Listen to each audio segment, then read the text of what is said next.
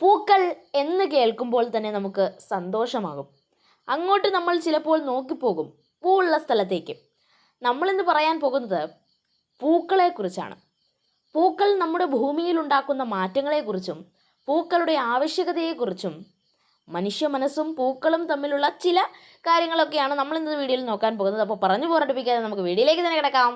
അപ്പോൾ എല്ലാവർക്കും അലണ്ടക് വേൾഡ് 9.0 സ്വാഗതം.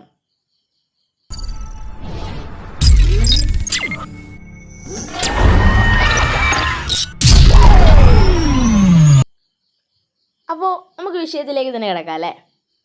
പൂക്കളെക്കുറിച്ച് ഞാൻ ആദ്യം തന്നെ പറയാൻ ഉദ്ദേശിക്കുന്നത് മനുഷ്യനുമായി ബന്ധപ്പെട്ട ഒരു കാര്യമാണ്.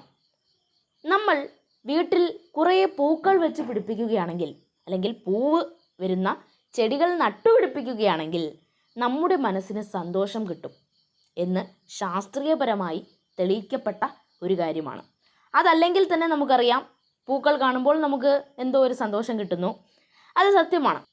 അതുമല്ല, മറ്റൊരു കാര്യം, നിങ്ങൾ ഡിപ്രഷൻ അടിച്ചിരിക്കുന്ന സമയത്ത്, വിഷമിച്ചിരിക്കുന്ന സമയത്ത് പൂക്കളെ നോക്കുകയാണെങ്കിൽ നിങ്ങൾക്ക് ആ ഡിപ്രഷനിൽ നിന്നും മുക്തമാകാൻ സാധിക്കുമെന്ന് പറഞ്ഞാൽ നിങ്ങൾ വിശ്വസിക്കുമോ? അതേ, സംഭവം സത്യമാണ്. ശാസ്ത്രജ്ഞർ ഇക്കാര്യം തെളിയിച്ചിട്ടുമുണ്ട്.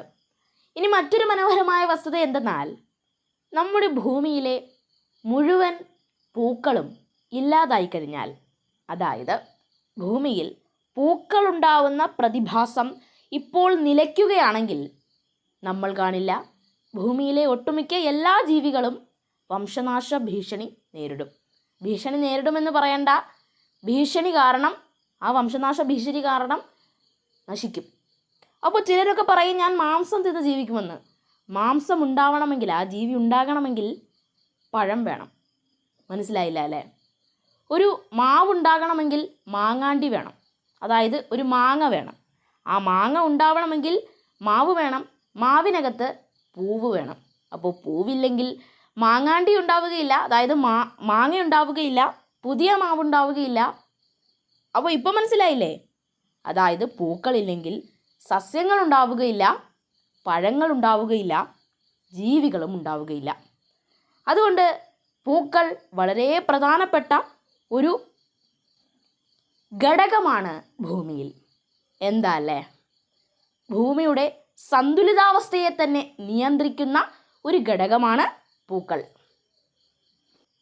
അതുകൊണ്ട് നമ്മൾ വൃക്ഷങ്ങൾ നശിപ്പിക്കാതെ ഇരിക്കുക. ഇങ്ങനെ വൃക്ഷങ്ങൾ നശിച്ചാൽ മറ്റു ജീവജാലങ്ങളും നശിക്കും. മറ്റു ജീവജാലങ്ങൾ നശിച്ചാൽ നമ്മളും നശിക്കും. നമ്മളും നശിച്ചാൽ ഭൂമിയും നശിക്കും.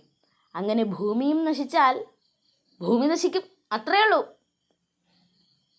അപ്പോൾ എങ്ങനെയാണെങ്കിലും നമുക്ക് ഇതുപോലെയുള്ള അടുത്ത വീഡിയോയിൽ കാണാം. ബായ്. പിന്നെ ചാനൽ സബ്സ്ക്രൈബ് ചെയ്യാനും വീഡിയോ ലൈക്ക് ചെയ്യാനും ഇഷ്ടപ്പെട്ടില്ലെങ്കിൽ ഡിസ്ലൈക്ക് ചെയ്യാനും മറക്കല്ലേ. Hey there. Subscribe to my channel. And also press this bell icon.